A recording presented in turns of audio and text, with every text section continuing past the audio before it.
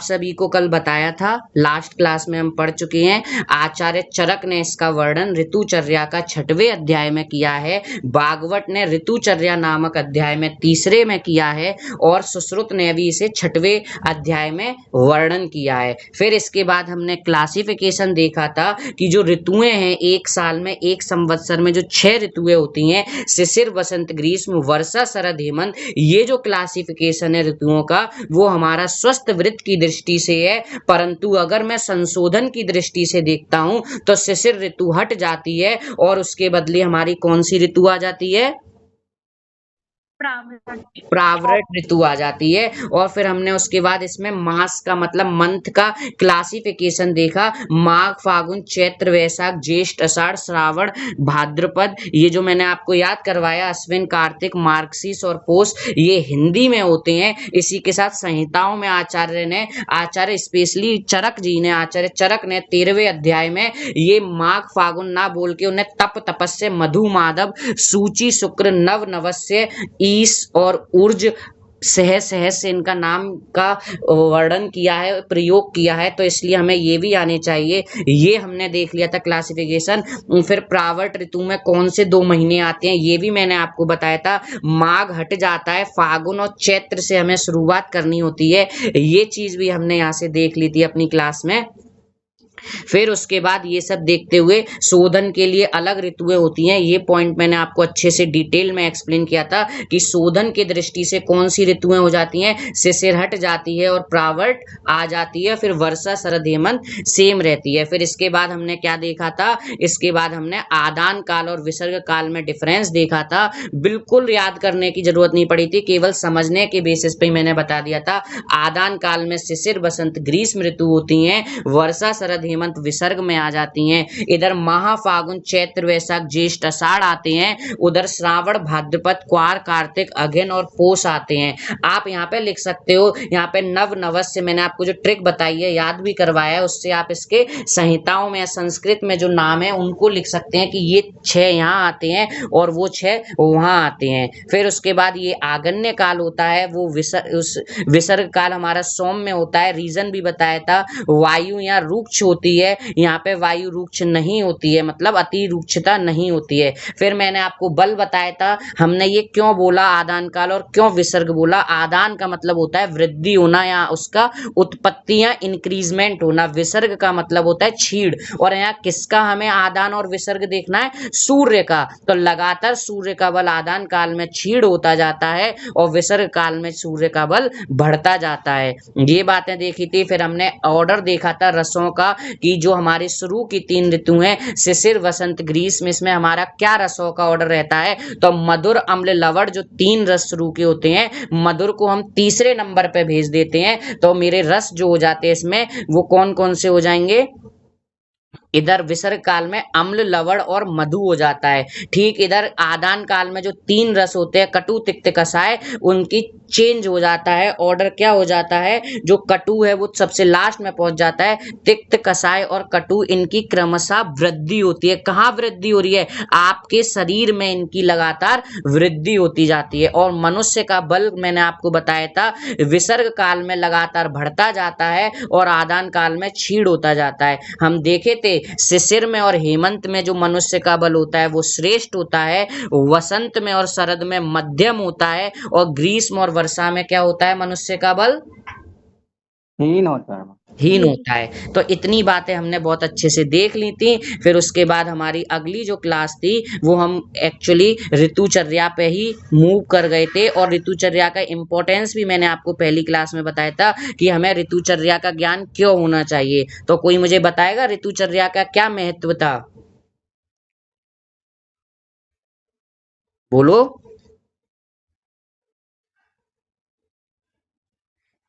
Anyone?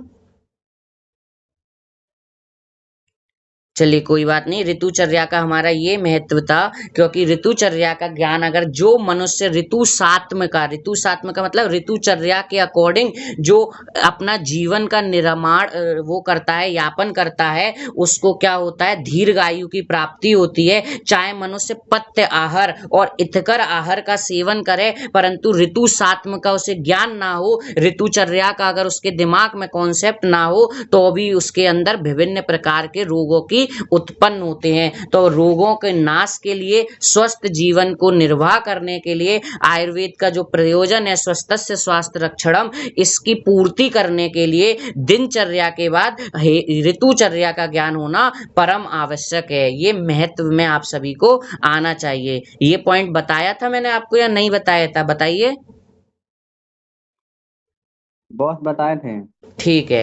अब इसके बाद हमने ऋतुचर्या हेमंत ऋतु पढ़ी थी। हेमंत ऋतु में मैंने बिल्कुल जैसे आपको नोट्स में रिप्रेजेंटेशन दिया है, पेपर में मान के चलो 5 नंबर में मोस्ट प्रोबेबिलिटी चांस रहती है कोई एक ऋतुचर्या आती है। तो किस तरीके से आपको कहीं दिमाग ज्यादा वेस्ट नहीं करना, केवल जो मैंने आपको कहानी उस दिन सुनाई थी, जिस तरीके से तैयार करवाया था, सबसे पहले मैंने आपको एक यहाँ कॉन्सेप्ट ये भी बताया था कि आप लोग फंसते हो। यहाँ पे लिखा है कि हेमंत ऋतु में शीतलता बढ़ जाती है। कॉमन सी बात है सर, हम जानते हैं शिशिर वसंत ग्रीष्म वर्षा शरद हेमंत, सबसे लास्ट नवंबर दिसंबर की आप बात कर रहे हो, तब शीतलता मतलब शीत ऋतु प्रारंभ हो जाती है। फिर उधर इन्होंने कहा शीत वायु के स्पर्श से आभ्यंतर अग्नि रुक जाती है। इसका क्या मतलब था, ये भी मैंने आप सभी को समझाया था। यहाँ आभ्यंतर अग्नि रुकने का क्या कॉन्सेप्ट कहना चाह रहे हैं, अगर मैं एक बिल्कुल नॉर्मल फर्स्ट बार पढ़ता हूं तो मेरे को तो ये समझ में आता है, मैं अभी ये पढ़ के आया था, हीट का फ्लो तो हाई टेम्परेचर टू लो होता है, तो बॉडी का टेम्परेचर हाई 25 डिग्री सेल्सियस है,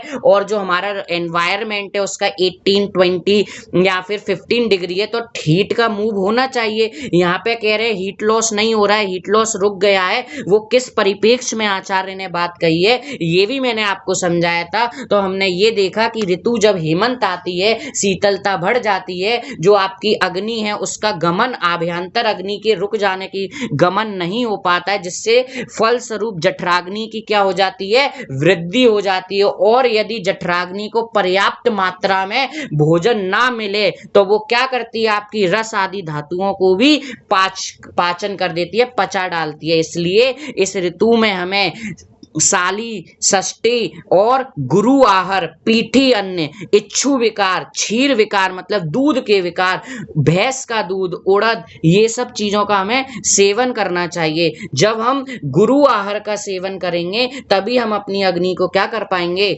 बिल्कुल साम में रख पाएंगे, अन्यथा वो हमारी जो धातुएं हैं, रस आदि धातुओं को भी पाचन कर देती है।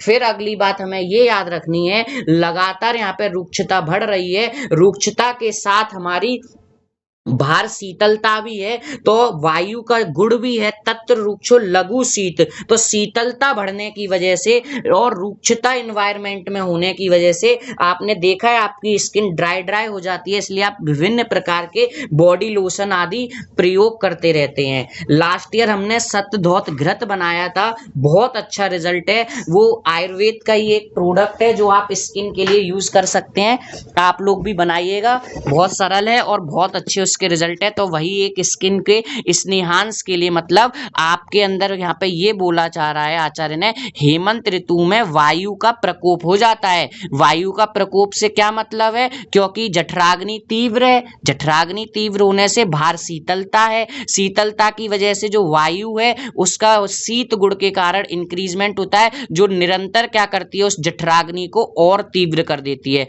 अग्नि के प्रबल हो जाने पर उसके बल के अनुसार अगर उसे ईंधन या फिर भोजन नहीं मिलता तो वो ठीक है क्या करेगी, धातुओं का पाचन करेगी। और हम एक कॉन्सेप्ट ये भी जानते हैं, हमेशा याद रखना, वात के प्रकोप के 2 ही कारण होते हैं, पूरे संहिता में आपको बता रहा हूं, हमेशा याद। अगर आपसे कोई पूछे कि वात प्रकोप के क्या कारण है या वात वृद्धि के क्या कारण है, तो केवल 2 और 2 ही कारण होते हैं वात वृद्धि के या वात प्रकोप के, या तो धातुओं का क्षय होगा या फिर दूसरा मार्ग अवरोध। अगर मार्ग अवरोध होगा और धातुओं का क्षय होता है है तो वात की वृद्धि होती है। तो अगर प्रॉपर आहार नहीं मिलेगा उस रीजन से भी वात की वृद्धि होगी, और बाहर इन्वायरमेंटल में शीतलता है उस वजह से भी लगातार वात की वृद्धि होती है। तो हमें वात का शमन करना है, गुरु आहार का सेवन करना है। तो आहार में हमें बस ये याद रखना है कैसा आहार देना है, गुरु आहार देना है, कफ प्रधान आहार देना है, क्योंकि कफ इज इनवर्सली प्रोपोर्शनल टू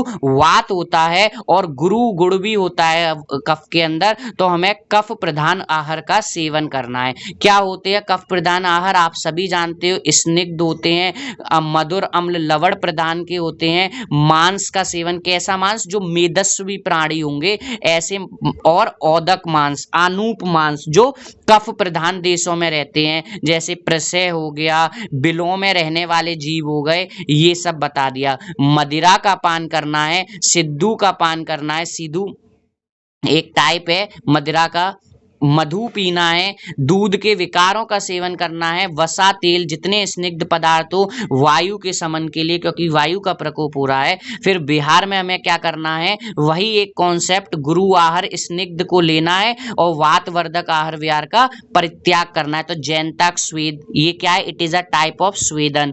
जब हम चरक सूत्र 14वां अध्याय पढ़ेंगे, स्वेदन अध्याय, वहां पे आता है दो तरीके के स्वेदन होते हैं, एक साग्नि स्वेदन होता है, एक निरग्नि स्वेदन होता है। तो it is a type of साग्नि स्वेदन। धूप का सेवन, जैसा आप लोग जानते हैं सर्दियों में हम धूप का सेवन करते हैं, अभ्यंग करते हैं, उबटन लगाना है, उष्ण गर्भगृह में रहते हैं, रेशमी ऊनी कपड़ों को धारण करते हैं, और यथाशक्ति मैथुन कर्म के लिए भी आचार्यों ने बताया। ये पथ्य में आहार और विहार बता दिया, और वर्जनीय में आपको पहले ही बता दे रहा हूं क्या नहीं करना है। शुरू से वात का प्रकोप हो रहा है तो वात वर्धक आहार विहार का सेवन नहीं करना है। प्रमित आहार मतलब क्या होता है, नपा तुला, कुछ लोग होते हैं बहुत नपा तुला ही खाना खाते हैं, तो उसका भी हमें त्याग करना है क्योंकि अग्नि बहुत तीव्र है। फिर मैंने आपको कल बताया था शिशिर ऋतुचर्या। शिशिर ऋतुचर्या सामान्यतः हेमंत के जैसी होती है, बस हमें क्या याद रखना है, इसमें रुक्षता और ज्यादा बढ़ जाती है। क्या हो रहा है, रुक्षता अधिक आ जाती है, मेघ बादल छाए रहते हैं, वायु और वर्षा के कारण शीत अधिक हो जाती है। बस आपको दो चीजें याद रखना है, रुक्षता बढ़ जाती है, शीत बढ़ जाती है। पथ्य में आहार में सेम वही लिखना है, बिलों में रहने वाले आनूप औदक मांस का सेवन, मदिरा का सेवन, स्निग्ध पदार्थों का, इच्छू विकारों का, दुग्ध के पदार्थों का, और आप क्या करोगे, वसा तेल मज्जा इनका सेवन करोगे, षष्ठी धान्य का सेवन, भात का सेवन, खीर आदि आदि का सेवन करना होता है। इतनी सब चीजें आप इस तरीके से लिख के आओगे। शिशिर ऋतुचर्या जब पेपर में आएगी लिखने को तो केवल आप ऐसे ही मत लिख देना कि शिशिर के समान, शिशिर ऋतु हेमंत के समान, जैसा हेमंत में वर्णन किया है ठीक वैसे ही लिख के आना है, पूरी बात है। इतनी लिखने के बाद फिर पथ्य आहार, फिर विहार, और फिर क्या त्याग करना है, त्याज्य भी वही वात वर्धक आहार विहार का त्याग करना है, कटु तिक्त रसाय का सेवन नहीं करना है, और शीतल भोजन नहीं करना है क्योंकि वात प्रकोप होगा। फिर आज की क्लास हम शुरू करते हैं वसंत ऋतुचर्या से। वसंत ऋतुचर्या बहुत बहुत, जैसे कि पूरी आप सभी जानते हैं, वसंत ऋतु आते ही हरियाली छा जाती है, आपके मन में भी हरियाली वो तो ज्यादातर रहती ही है, ज्यादातर रहनी भी चाहिए, और इन्वायरमेंट में भी हर जगह नए नए पत्ते आ जाने लगते हैं, नया नया श्रृंगार होने लगता है पृथ्वी का, ठीक है ना। तो वसंत ऋतुचर्या काफी अच्छी ऋतु है। तो इसमें हमें क्या देखना होता है, आचार्य ने कितना अच्छी बात कही है कि जो अभी आपने क्या किया, पहले कफ प्रधान आहार का सेवन किया, कौन सी दो ऋतुओं में किया, जल्दी से बताओ आप सभी। शिशिर और हेमंत। शिशिर और हेमंत में हमने क्यों सेवन किया था कफ प्रधान आहार का, और विहार बताओ बस जल्दी। उसमें वात बढ़ जाता है। वात बढ़ जाता है, बहुत सी अग्नि अग्नि वहाँ बड़ी होती है, बहुत इसलिए वहाँ का आदमी बढ़ जाती है वजह से क्योंकि वात बाहर वेरी रखा गुड, हुआ ये दोनों रीजन आपने सही बताए। अब वहां पे आपने क्या किया, आराम से गुरु आहार का सेवन किया, स्निग्ध आहार, आराम से जठराग्नि तीव्रति सब पाचन कर रही थी। उसी के साथ सर क्या हो रहा था, साइड में धीरे धीरे धीरे धीरे आपकी बॉडी में कफ का संचय हो रहा था। कफ का क्या हो रहा था, संचय संचय हो रहा था। आपको क्रिया शरीर में एक सट क्रिया काल एक चैप्टर है, बहुत बहुत इंपॉर्टेंट है, लॉन्ग क्वेश्चन आने की मैक्सिमम चांसेस है। अगर वो तैयार नहीं किया हो तो जरूर तैयार कर लेना। तुम्हारे सीनियर 22 बैच को वो चैप्टर में पढ़ाया था, उसके नोट्स इतने सिस्टमेटिक और साइंटिफिक है, आप उनसे मांग के देखिएगा, बिल्कुल टू द पॉइंट बात की है। तो वहां पे 6 स्टेज होते हैं सटक्रिया काल, आचार्य सुश्रुत की देन है सटक्रिया काल। उन्होंने वर्णन किया है कि एक व्याधि कैसे आपके बॉडी में डेवलप होके कैसे अपने पूर्ण लक्षण को प्राप्त करते हुए उपद्रवों तक पहुंचती है। तो वहां सबसे पहले 3 स्थिति आती हैं, 3 स्टेज होती हैं। चिकित्सा, ये किसके लिए किया है ऋतुचर्या का वर्णन? चिकित्सक के लिए, कैसे वो पहचाने जो रोगी आ रहा है वो कौन सी अवस्था में है। तो संचय होता है, प्रकोप होता है और दोषों का प्रसर होता है। आप सभी लोग जानते हो संचय, प्रकोप और प्रसर का क्या मतलब है। तो मैं आगे बढ़ जाऊं या बताऊं? जल्दी से बोलो। पता है बॉस। चलो बहुत बढ़िया, आपको पता है, वेरी गुड, बहुत बढ़िया। तो वही यहाँ पे बात की है कि क्या हुआ, आपने जब कफ वर्धक आहार विहार का सेवन किया आराम से 4 महीने तक, शिशिर में भी और हेमंत में भी, उससे क्या हुआ, कफ का संचय हो गया। ये संचय कहाँ हो रहा है सर? बॉडी के अंदर हो रहा है, ठीक है। अब क्या हुआ, वो संचित हुआ कफ आपकी बॉडी में आराम से बैठा हुआ था, उसने कोई आपको दिक्कत नहीं दी, जठराग्नि तीव्रती जो खा रहे थे पाचन होता जा रहा था। अब कहानी बदल गई, अब आपकी वसंत ऋतु आ गई। वसंत ऋतु में थोड़ी गर्मी बढ़ जाती है क्योंकि लगातार सूर्य का बल यहाँ पे क्या होता है, बताओ?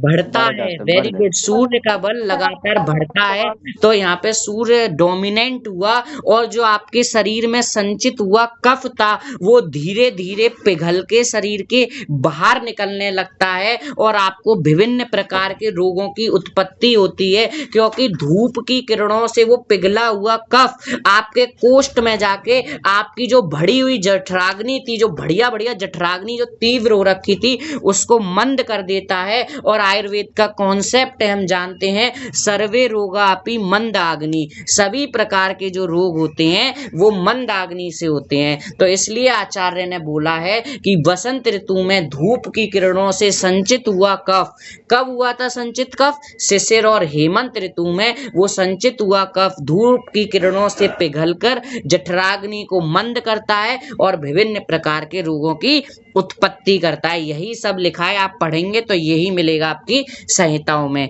तो इतना ही आपको इंट्रोडक्शन दे देना है, फिर उसके बाद क्या पथ्य आहार विहार करना है ये बताना है और फिर क्या नहीं करना है ये बताना है। तो आपके समझ में आया कि वसंत ऋतु में आपको क्या कहानी लिखनी है?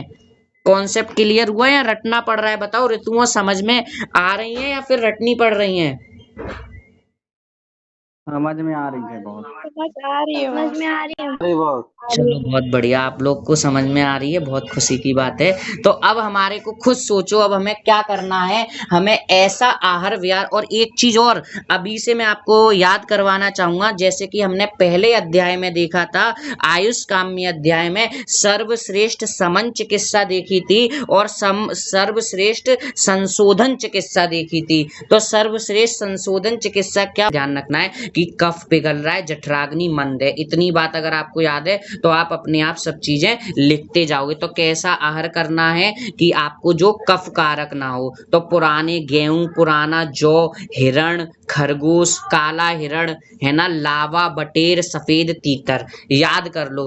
हिरण, काला हिरण, पहला हिरण कैसा, काला हिरण, फिर काले के बाद गोरा कौन होता है, खरगोश, हिरण, काला हिरण, खरगोश, लावा, बटेर, सफेद तीतर, ये मांस का। जो नॉनवेज खाते हैं आचार्य ने दोनों का ध्यान रखा, और जो वेजिटेरियन है उनको जौ और गेहूं, मतलब पुराना गेहूं और जौ का सेवन करना चाहिए, सिद्धू का सेवन करना चाहिए, ये एक तरीके की मदिरा है। और माध्यविक, माध्यविक भी एक मदिरा है जो किससे होती है निर्मित, मधु से निर्मित होती है। और चंदन का से आपको और अगर का लेप लगा के धारण करना चाहिए। और ये इंपॉर्टेंट एक बिहार में है कि हमें क्या करना है, गुनगुने जल का प्रयोग करना है, मल मल और मूत्र के त्याग करने के पश्चात। और कवल गृह मैंने आपको बताया था, गंडूस और कवल में क्या होता है, तो वो भी याद रखना है। अंजन का धारण करना है आपको, धूमपान करना है, उबटन लगाना है और व्यायाम करना है। ये सब आप देख रहे हो क्या कर रहे हैं, कफ का विलयन कर रहे हैं कि जितना जल्दी हो सके जो संचित कफ है उसको आपकी बॉडी से बाहर निकाला जा सके, क्योंकि अगर उस संचित हुए कफ का क्या होगा, अब ये प्रकोपित हो रहा है, अगली ऋतु में इसका क्या होगा, प्रकोप होगा, और प्रकोप होके आपके अंदर ये डिजीज उत्पन्न करेगा। तो उससे पहले ही आपका क्या कॉन्सेप्ट होना चाहिए कि इसको किसको, इस कफ को जो संचित हो गया है कफ, यहाँ पे क्या हो रहा है, संचय के बाद क्या होता है, प्रकोप, मतलब इस यहाँ पे कफ का प्रकोप हो रहा है,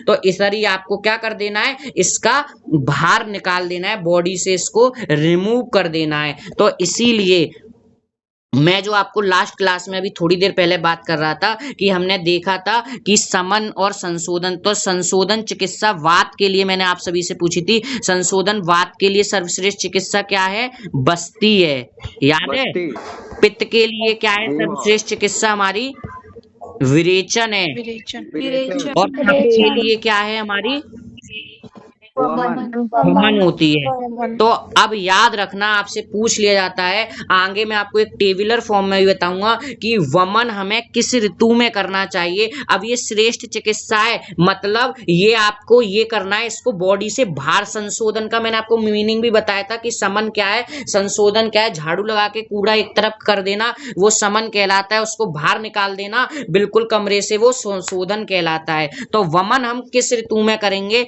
जहां पे कफ का प्रकोप हो रहा होगा। और कफ का प्रकोप बताओ किस ऋतु में हो रहा है, बसंत ऋतु में। तो इसीलिए आचार्यों ने मेंशन किया है एक छोटी सी बात कि इस कफ को शरीर से बाहर निकालने के लिए वसंत ऋतु में वमन आदि पंचकर्म करना चाहिए। तो वमन हमें कौन से ऋतु में करना है, वसंत ऋतु में करना है। शरद ऋतु में पित्त का प्रकोप होता है, तो वहां पे हमें क्या करना चाहिए, जल्दी से बताओ। पित्त के लिए सर्वश्रेष्ठ संशोधन चिकित्सा क्या थी, विरेचन। तो शरद ऋतु में हमें विरेचन करना चाहिए। और वर्षा ऋतु में वात का प्रकोप होता है, अभी आगे मैं आपको इस चीज को प्रूव भी करूंगा, इसलिए हमें वर्षा ऋतु में क्या करना चाहिए, बस्ती देना चाहिए। तो ये सर्वश्रेष्ठ काल है, मतलब वात के लिए हमें कब देनी है, वर्षा ऋतु में बस्ती देनी है, कफ के निर्हरण के लिए वसंत ऋतु में, और पित्त को निकालने के लिए शरद ऋतु में। ये स्वस्थ मनुष्य के लिए बात कर रहे हैं। अगर कोई व्याधि से पीड़ित है तो आपको ये ऋतु नहीं देखनी कि अरे बस्ती तो मैं वात ऋतु जब आएगी, वात का जब प्रकोप होगा वर्षा ऋतु में तभी मैं दूंगा, ऐसा नहीं करना है। जो मनुष्य बिल्कुल स्वस्थ है और स्वस्थ जीवन आगे चाहता है, ये उसको है, मतलब आप और हमको सभी को वसंत ऋतु अब आने वाली है, तो एक बार वमन कर्म जरूर करना चाहिए। अगर आप वमन कर्म नहीं करोगे तो वही ये जो प्रकोपित हुआ कफ है वो आपकी जठराग्नि को मंद करेगा और विभिन्न प्रकार के रोगों को उत्पन्न करेगा। ठीक है, अब हमें बिहार देखना है कि हमें क्या क्या नहीं, आहार विहार देख लिया, अब अपथ्य देखने हैं या वर्जनीय, क्या हमें नहीं करना है या त्याज्य क्या है। तो गुरु, क्योंकि देखो जठराग्नि मंद है, कफ पिघल रहा है, कफ का प्रकोप हो रहा है, संचय पहले हुआ था इसलिए प्रकोप हो रहा है सूर्य की किरणों की वजह से। गुरु आहार नहीं करना, अम्ल नहीं करना, स्निग्ध मतलब जो आप ऊपर करके आए थे, जो हेमंत और शिशिर ऋतुचर्या की जो आपकी वहां पे पथ्य था वो यहाँ पे अपथ्य हो गया है। और दिवा स्वप्न नहीं करना, हम सभी जानते हैं दिवा स्वप्न करने से क्या हो जाता है, कफ की वृद्धि हो जाती है और क्या होता है, जठराग्नि मंद हो जाती है। वैसे ही मंद है तुम लोग और मंद हो जाएगी, इसलिए हमें ये नहीं करना। तो बताओ वसंत ऋतु क्लियर हुई या नहीं हुई। अब आता है ग्रीष्म ऋतुचर्या, एक एक वर्ड आपकी संहिता का है, आप लोग पढ़ेंगे संहिता खोल के तो सब कुछ यही मिलेगा। तो ये बात क्लियर हो गई आप लोगों को कि हमें वसंत ऋतु में वमन क्यों कराना है, बताओ सही सही बताओ। आई ये बात समझ में कि वसंत में क्यों आचार्य ने वर्णन किया है वमन कराने का, कोई बताओ एक जना। कफ को बाहर करने के लिए। हाँ, क्योंकि कफ का क्या हो रहा है इस ऋतु में, संचय प्रकोप होता है। प्रकोप हो रहा है। संचय तो हेमंत और शिशिर में हुआ था, जब आपने कफ प्रधान आहार खाया था वात के समन के लिए, ठीक है ना, क्योंकि शीतलता थी, वायु बढ़ने के प्रकोप के कई वहां पे कारण थे। चलिए अब चलते हैं ग्रीष्म ऋतुचर्या की तरफ। अब आप जून जुलाई की तरफ बढ़ गए हो, अब आपके पास गर्मी आपको फील होगी, तो आप सब जानते हो अब क्या लिखना है इसमें। आप बिल्कुल शीत ऋतु आते ही, अब आप सॉरी गर्मी आते ही अब आप क्या करोगे, कूलर लगाएंगे, पंखे, एसी आ जाएगा, ठंडा ठंडा शरबत पीना चाहोगे, दही की लस्सी बनाओगे, एक्सेट्रा एक्सेट्रा। तो यही आचार्यों ने लिखा है। और इस टाइम सूर्य का बल कैसा होगा, तीव्र होगा बहुत। तीव्र होगा, सर्वश्रेष्ठ बल होगा। तो सूर्य अपनी किरणों से पूरे संसार का क्या करेगा, स्नेहांश को सोख लेता है। सब जगह रुक्षता ही होती है, जिसे हम कहते हैं लू चल रही है, बहुत ज्यादा गर्म हवाएं चलने लगती हैं। इस सब से बचने के लिए आपको क्या सेवनीय आहार का सेवन करना है, स्वाभाविक बल बढ़ाने वाला, क्योंकि शरीर का बल इस टाइम कैसा है, हीन है। श्रेष्ठ बल किसका है, सूर्य का, और मनुष्यों का, प्राणियों का और प्रकृति का बल इस टाइम कैसा हो रखा है, बिल्कुल क्षीण हो रखा है। तो अब हमें क्या करना है, बल का वर्धन करना है, बलवर्धक आहार विहार का सेवन करना है। इसीलिए हमें मधुर और शीत वीर्य वाले द्रव्यों का सेवन करना है, स्निग्ध अन्न पान का सेवन करेंगे, चीनी के साथ मिले हुए ठंडे ठंडे मंथ का, सत्तू का, शीतल जल का हम क्या करेंगे, ग्रहण करेंगे। मंथ का ग्रहण करेंगे। मंथ क्या होता है, सत्तू को जब शीतल जल में हम मिला लेते हैं तो इस प्रकार का घोल जो ना अधिक पतला हो ना अधिक गाढ़ा हो, इसे मंथ कहते हैं। आचार्य ने बता दिया मंथ वैसे क्या है, ये ध्यान रखना। मंथ एक कल्पना भी होती है, रसशास्त्र में आप अगली साल पढ़ोगे। और घी का सेवन करना है। घी क्या है, अग्नि की वृद्धि करता है। तो आपकी थोड़ी जठराग्नि, क्योंकि जठराग्नि भी बिल्कुल मंद पड़ी हुई है, घी की थोड़ी वृद्धि करेगा। दूध का सेवन करना है शीतलता लाने के, क्योंकि पूरा स्नेहांश की अधिक क्या करने से, उसके सोख लेने से हर जगह रुक्षता है, और कहीं ना कहीं रुक्षता क्या होती है, वात का गुण होता है। तो इस ऋतु में क्या हो रहा है, धीरे धीरे वात का संचय हो रहा है। अब यहाँ पे हमारी क्या होने लगी है, वात का संचय, क्योंकि रुक्षता अलग एटमॉस्फेयर में बहुत अधिक है। और आपको अब इस ऋतु में जो आप करते हो, क्या करते हो, शीतल आहार विहार का सेवन करना है, मधुर रस का। शीत आहार विहार में क्या आता है, जैसे कि सत्तू का सेवन कर सकते हो आप, और शीतल मंथ मतलब ठंडाई वगैरह पी सकते हैं। और क्या कर सकते हो, दुग्ध का प्रयोग करोगे, दुग्ध शीत होता है, चावल का। अब यहाँ पे आप जांगम पशु पक्षियों के मांस का सेवन करना है। हमें ये बात याद रखनी है, क्वेश्चन 1 मार्क्स में पूछ लिया जाता है कि आनूप देश के पशु पक्षियों का मांस आपको कौन से ऋतु में करना था, हेमंत में। वेरी गुड, बस एक आंसर शीत ऋतु में करना था। तो हेमंत शिशिर दोनों। और जांगम का कब करना है, हमें जांगम का करना है वर्षा ऋतु में। और शीतल आहार विहार का सेवन करना है, सत्तू और मंथ का सेवन करना है। इतनी बातें हमें याद रखनी है। फिर विहार में क्या करना है, हैवी एक्सरसाइज नहीं करनी है। अभी मैंने आपको कॉन्सेप्ट बताया, वात का यहाँ संचय हो रहा है, रुक्षता बहुत अधिक है, बहुत ज्यादा गर्मी पड़ रही है, उष्णता तीक्ष्णता हो रखी है एनवायरमेंट में। तो क्या करना है, शीतल कमरे में, शीतल बगीचे में, शीतल जल में, शीतल पुष्पों का सेवन करना है। मैथुन कर्म करने से बचना है। याद रखना, शीत ऋतु थी तब वहां पे आचार्य ने यथाशक्ति मैथुन बताया। फिर देखो डिक्रीमेंट होता जा रहा है। फिर उसके बाद जब वसंत ऋतु आई तो वहां पे आचार्यों ने आप लोगों को क्या कहा है कि उस यौवन का, स्त्री के और प्रकृति के यौवन का आनंद लेना है। फिर वहां पे थोड़ा और आगे बढ़े, जब आपकी ग्रीष्म ऋतु आई तो वहां पे मैथुन को मना कर दिया है, क्योंकि मैथुन करने से वात की वृद्धि होती है। अगर वात बढ़ जाएगा तो दिक्कत आ जाएगी। वात पहले से भार बहुत ज्यादा है, बहुत ज्यादा लू चल रही है, रुक्षता हो रही है, और आप और वातवर्धक काम करोगे तो पक्का व्याधि से पीड़ित होगे। ऋतुचर्या का फॉलो इसीलिए कर रहे हैं ताकि हमें क्या होगा, ऋतुचर्या के पालन करने से हमें रोगों से मुक्ति मिलेगी और स्वस्थ जीवन को हम आराम से जी सकेंगे।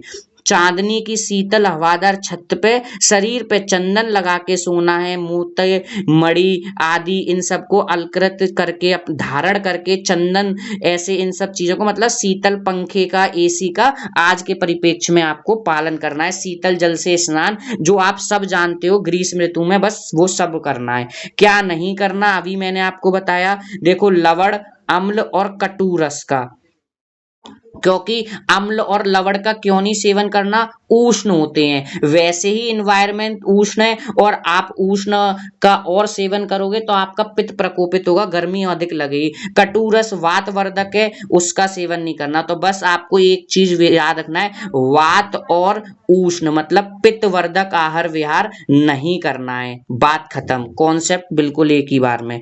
फिर आता है वर्षा ऋतु। बताओ ग्रीष्म ऋतु समझ में आया या नहीं आया?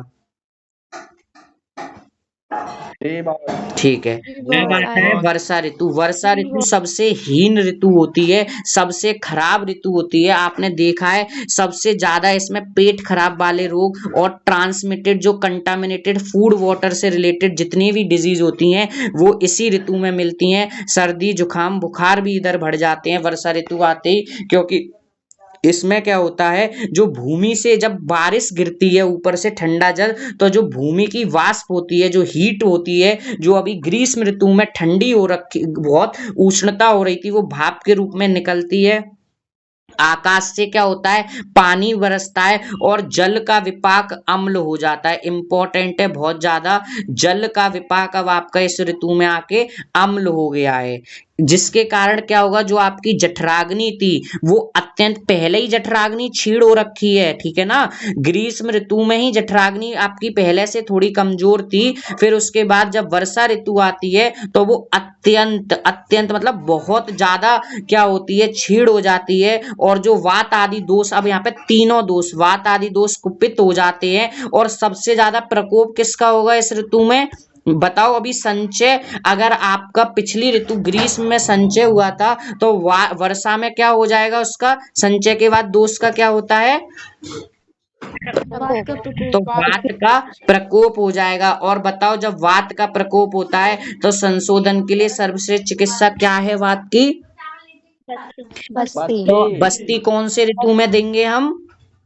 वर्षा में वर्षा में। और कौन से मनुष्य को, जो व्याधि लेके आएगा या जो स्वस्थ मनुष्य की यहाँ बात हो रही है, स्वस्थ को ठीक है, इतनी बात ध्यान रखेंगे। तो वर्षा ऋतु में क्या हुआ, आपको बस्ती देनी है, वात का समन करना है क्योंकि वात यहाँ प्रकोपित है। दूसरा, नीचे से वाष्प के फॉर्म में बहुत ज्यादा हीट निकल रही है, ऊपर से जल बरस रहा है, पानी जो आपका जल है वो अम्ल विपाक होने के कारण तीनों दोष प्रकोपित हो गए हैं। जठराग्नि बिल्कुल ही मंद हो गई है।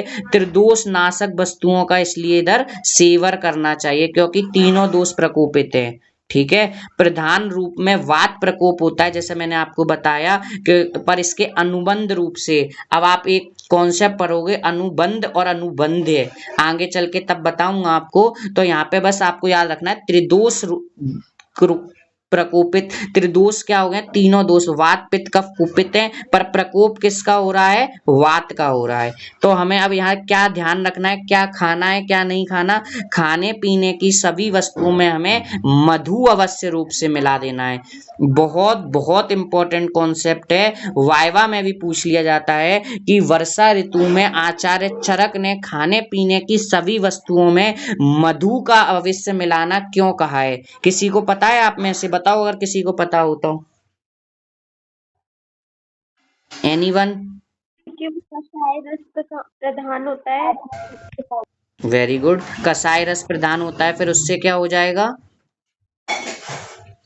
तो बहुत वात का यहाँ पे शमन हो जाएगा ना। पर हम तो पढ़ के आए थे कटु तिक्त कसाय तीनों ही वात वर्धक होते हैं।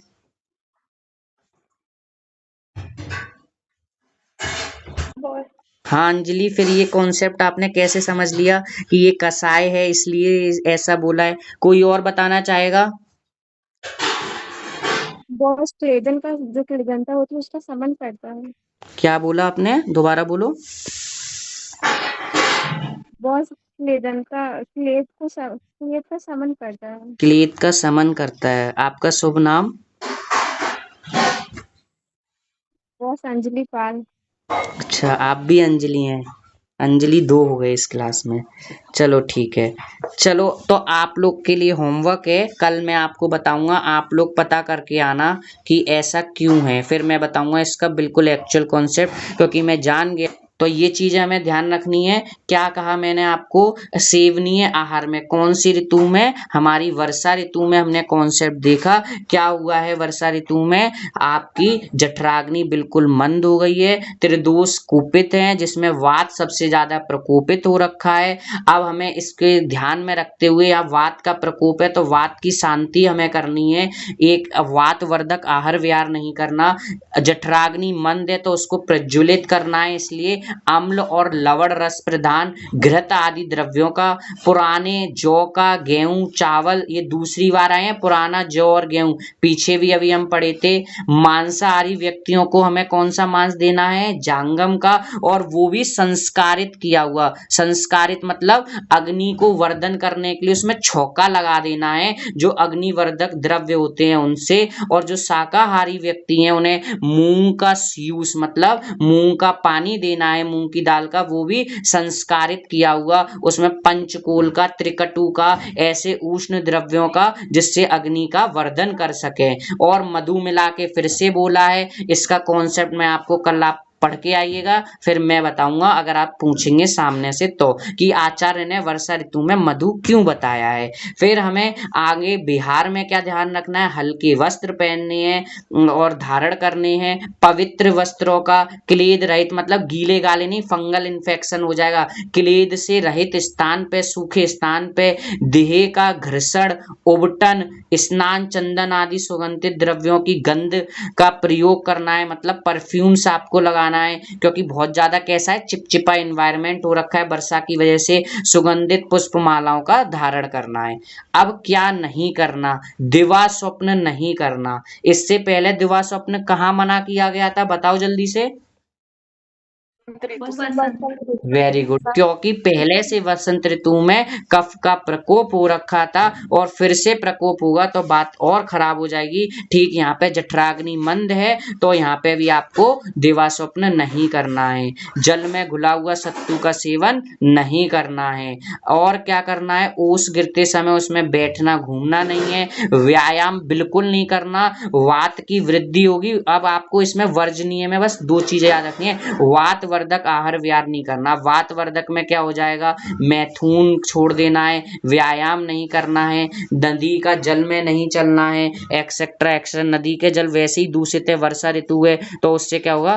कंटामिनेटेड फूड एंड वाटर वाली चीजों से हमें बचना है। इसी के साथ हमारी ये ऋतु भी कंप्लीट हो जाती है, वर्षा ऋतु। अब हम शुरू करेंगे शरद ऋतु। तो अभी हमने देखा, क्या देखा? सबसे पहले मैंने आपको दिखाया कफ का प्रकोप आपका वसंत ऋतु में होता है, इसलिए हमें वसंत ऋतु में वमन कराना चाहिए। फिर हमने देखा वात का प्रकोप कहाँ पे होता है, जल्दी से बोलो आप सभी। वासे वर्षा, हाँ, वर्षा ऋतु में होता है। और यहाँ पे आगे हम पढ़ेंगे शरद ऋतु। शरद ऋतु में पित्त का प्रकोप होता है, क्योंकि पिछली जो अभी ऋतु थी वहां पे हमने क्या कोशिश की थी? अपनी जठराग्नि को प्रदीप्त करने की। उष्ण तीक्ष्ण आहार का सेवन थोड़ा थोड़ा हमने किया था, संस्कारित करके मूंग का जूस पिया था, और मांस का सेवन किया था, और अम्ल लवण आहार का सेवन किया था, घृत का प्रयोग किया था जठराग्नि को तीव्र करने के लिए, जिससे धीरे धीरे क्या हुआ? पित्त का संचय हुआ, और वो संचित हुआ पित्त अब शरद ऋतु में आके क्या हो जाएगा? संचय के बाद क्या होता है? उसका प्रकोप हो जाता है।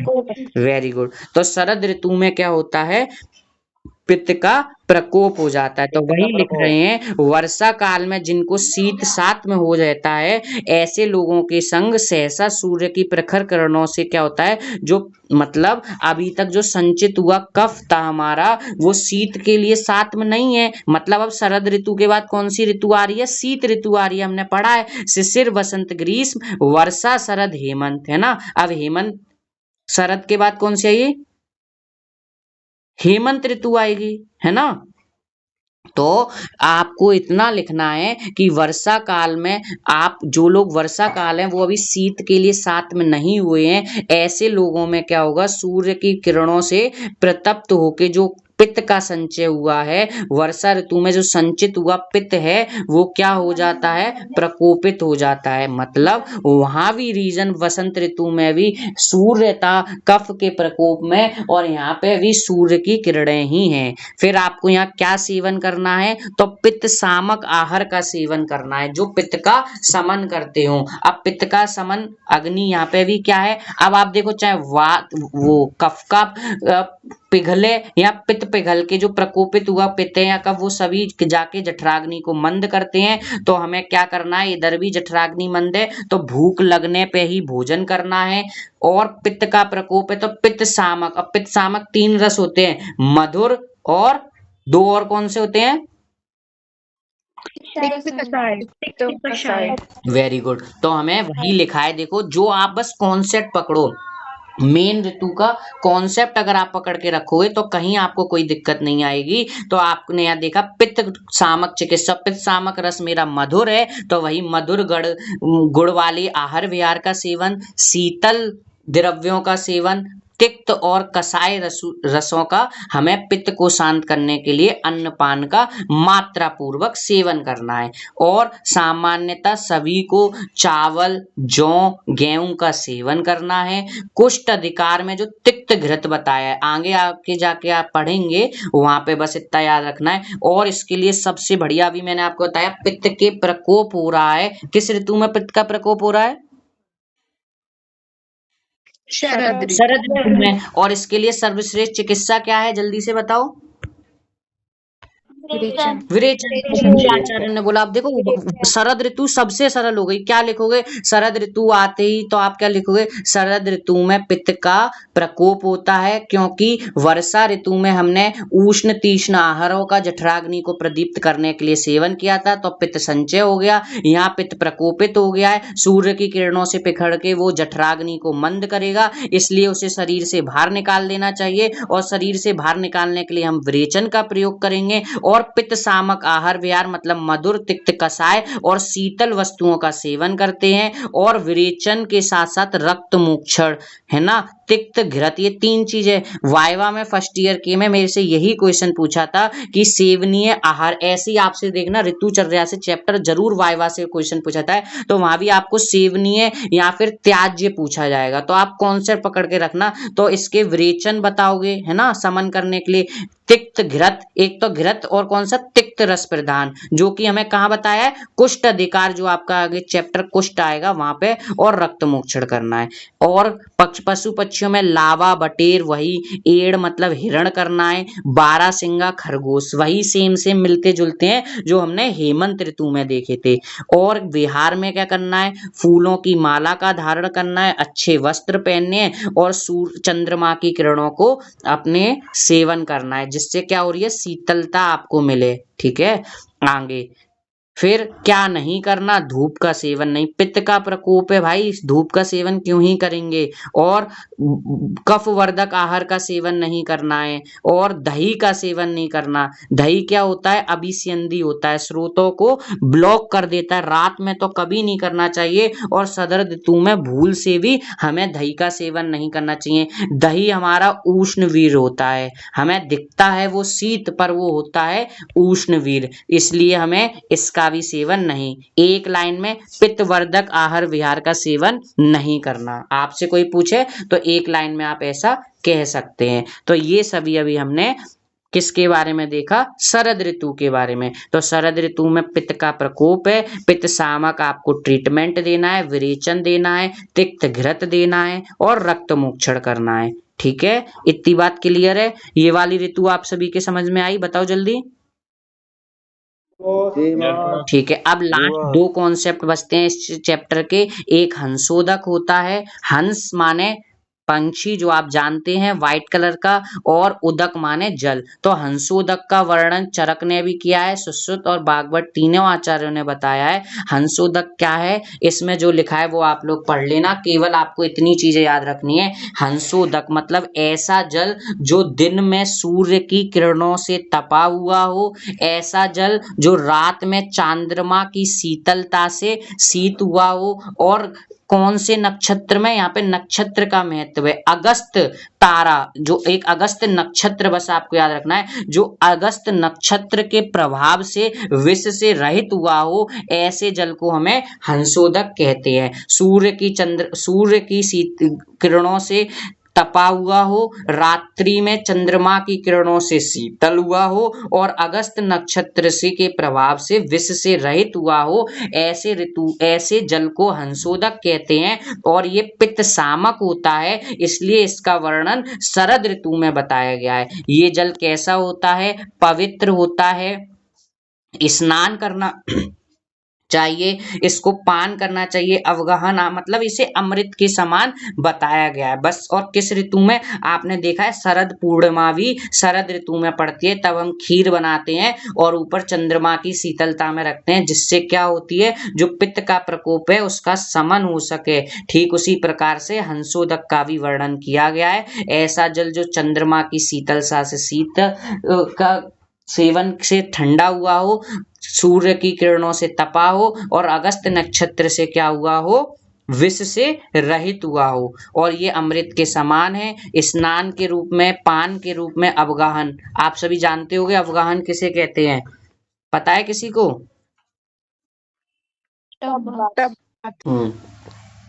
टब बात को बोलते हैं अवगाहन। अब एक अगला कॉन्सेप्ट आता है ऋतु संधि। ऋतु संधि क्या है, जिस ऋतु में आप अभी हैं, जब वो खत्म हो रही है, उस ऋतु के अंतिम 7 दिन, और जो ऋतु आने वाली है उसके अगले 7 दिन, टोटल 14 दिन का जो समय होता है उसे ऋतु संधि, संधि मतलब जोड़ना, जाती हुई ऋतु के 7 दिन, आती हुई ऋतु के अगले 7 दिन, 7 और 7 14 दिन। इनमें हमें क्या करना है, ध्यान से पथ्य अपथ्य का ध्यान करते हुए भोजन का ग्रहण करना है, और त्याग मतलब जो ऋतु जा रही है उसमें जो हमें आहार बताया है उसका धीरे धीरे त्याग करना है। आने वाली जो ऋतु है उसका जो आहार बताया है उसका हमें सेवन करना है। इस तरीके से ये ऋतु संधि का वर्णन किया गया है, ताकि हम रोग से ग्रस्त ना हो। एक लास्ट कॉन्सेप्ट ये चरक ने बताया है, सात्म का वर्णन। सात्म हमारे 4 प्रकार के होते हैं, ऋतु सात्म, देह सात्म, ओक सात्म, रोग सात्म। अभी हम पढ़ते हैं ओक सात्म। यहाँ पे ओक सात्म क्या है, जो चीज हमारे लिए नुकसानदायक है परंतु हम उसे डेली कंजप्शन ले रहे हैं, तो उसके लिए वो हमारे लिए सात्म। सात्म का मतलब होता है अनुकूल, जैसे कि सिगरेट पीना गलत है, हानिकारक है, परंतु जब आप डेली क्या करते हैं, इस सिगरेट का सेवन करते हैं, तो वो अब आपके लिए अनुकूल हो जाती है, सात्म हो जाती है, तो उसको हम ओक सात्म कहते हैं। मतलब वो अहितकर वस्तु भी नित्य सेवन करने से आपके लिए जब हितकारी हो जाती है तो उसे हम क्या कहते हैं, ओक सात्म कहते हैं। इसी तरीके के 4 सात्म होते हैं। ऋतु सात्म में भी मैंने बताया, जब आपका शरीर ऋतु के अनुसार सात्म हो जाए, ऋतु के अनुकूल हो जाए, जो ऋतु है आप उसमें उसके अनुसार आहार विहार करेंगे तो वो ऋतु सात्म कहलाता है। ठीक इसी प्रकार देश सात्म होता है और एक रोग सात्म होता है। जैसे कुछ लोग जो वातज प्राणी होते हैं, वात प्रकृति के होते हैं, वो वात व्याधि के लिए अधिक डोमिनेंट होते हैं, तो वो रोग सात्म में चला जाएगा। देश सात्म मतलब आप जिस देश में अगर उसके अनुसार आप नित्य सेवन करेंगे चीजों का, उसके लिए आप सात्म हो जाएंगे। मतलब अनुकूलता को हम सात्म से रिलेट करते हैं। बस आपका यहाँ पे इस चैप्टर में ओक सात्म का वर्णन किया गया। ओक सात्म मतलब अहितकर वस्तु का नित्य सेवन करने से वो जब शरीर के लिए हितकर हो जाए तो उसे ओक सात्म कहते हैं। बताओ, चीजें क्लियर है? इसी के साथ ही हमारा चैप्टर कंप्लीट होता है। समझ में आया? हाँ बॉस, यस बॉस। जाओ, ठीक है। अब एक टेबल और बता दे रहा हूँ, इसी के साथ ये चैप्टर खत्म हो जाएगा। हमें टेबल बताना है कि संचय कब हुआ, प्रकोप कब हुआ और प्रेशर कब हुआ, किस किस का। ये टेबल सभी लोग आप लोग कल बना के मैं आपसे देखवाऊंगा, कॉपी चेक करूंगा। वात, पित्त और कफ ऐसे लिखना। यहाँ पे लिखेंगे क्या, दोष का क्या लिखेंगे यहाँ पे, संचय और फिर प्रकोप और प्रसार। देखो आप लोग ये खुद टेबल आप बता दोगे, प्रकोप और प्रसार, ठीक है। अब प्रकोप को बस आप पकड़ लो, बताओ पित्त का प्रकोप किस ऋतु में हुआ था, जल्दी बोलो। शरद, ठीक है। वात का प्रकोप कब हुआ था, वर्षा में हुआ था। और कफ का कब होता है, बस आपने अगर ये लिख दिया तो आपका काम हो गया। प्रकोप बता दिए। अब संचय क्या होगा, इससे जस्ट पिछली वाले में ही तो संचय होता है। तो वर्षा से जस्ट पहले कौन सी ऋतु आई थी, ग्रीष्म। तो ग्रीष्म में इसका क्या हो जाएगा, संचय हो जाएगा। पित्त का वर्षा में क्या हुआ था, संचय, और इसके अगली में प्रसर। समझ रहे हो ना मैं क्या कहना चाह रहा हूँ। ठीक है, बस आप प्रकोप वाला याद रखना, उससे पिछली ऋतु में उन दोषों का संचय होता है और अगली ऋतु में इसका प्रसर होता है। ऐसी ही एक टेबल और बनती है जहाँ पे आपसे वात, पित्त, कफ लिख देगा इसी को दूसरे फॉर्म में, और यहाँ पे संचय, प्रकोप और प्रसार अलग अलग तरीके से ये टेबल प्रेजेंट हो जाती है। चलो ये टेबल अगली वाली अच्छे से मैं बना के अगली क्लास में बताऊंगा। अभी किसी का कोई डाउट हो तो जल्दी से पूछ लो। किसी को कुछ पूछना है,